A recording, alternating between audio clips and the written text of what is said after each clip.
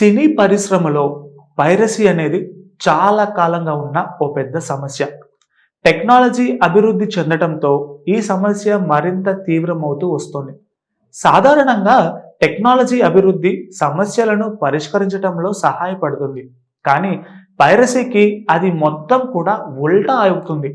ఈ మధ్య కాలంలో భారీ బడ్జెట్ చిత్రమైన గేమ్ చేంజర్ కూడా దీనికి బలైపోయింది. దీంతో టాలీవుడ్ లో ఈ విషయం మీద మళ్ళీ చర్చలు మొదలైపోయాయి. గేమ్ చేంజర్ సినిమా వైజాగ్ లో కొన్ని స్థానిక కేబుల్ ఛానళ్ల ద్వారా లీక్ అయిందని, ఇక్కడ నుంచి పలు చోట్లకి ఈ పైరసీ కాపీలు విస్తృతంగా పంపిణీ చేయబడ్డాయి అని మనకు తెలిసిన సమాచారం. ఈ వ్యవహారంలో నిర్మాతలు 45 మందిపై పోలీసులకు ఫిర్యాదు చేశారు. అంతేకాకుండా అధిక నాణ్యతలో పైరసీ కాపీలు అందుబాటులోకి రావడం వల్ల ఆడియన్స్ కూడా సినిమాని ఇలా చూడటం ఇష్టపడుతున్నారు. ఇది బాక్సాఫీస్ కలెక్షన్లపై తీవ్రమైన ప్రభావాన్ని చూపుతుంది.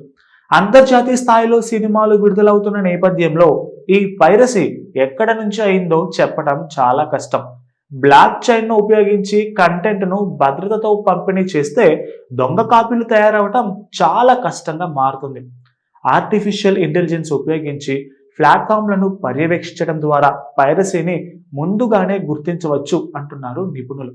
సినిమా నిర్మాణ సంస్థలు, ఓటీటీ ప్లాట్ఫామ్లు, ప్రభుత్వాలు కలిసి పని చేస్తే మాత్రమే ఈ సమస్యకు పరిష్కారం దొరుకుతుంది. ఈటీవీ విన్ వంటి కొన్ని ప్లాట్ఫామ్స్ పైరసీ నిరోధంలో కొంత మేర విజయం సాధించాయి. కానీ దీనికోసం శాశ్వత పరిష్కార విధానం చాలా అవసరం. పైరసీ చెక్ పెట్టాలంటే సినిమా నిర్మాతలు, నిర్మాణ సంస్థలు, ఓటీటీ ప్లాట్ఫామ్స్, ప్రేక్షకులు అందరూ కలిసికట్టుగా పనిచేయాలి. పైరసీ ద్వారా సినిమాలను చూస్తే అది పరిశ్రమను ఎంతగా దెబ్బతీస్తుందో మనం అర్థం చేసుకోవాలి. Please subscribe to the channel and download the Politicos app from the links in the description.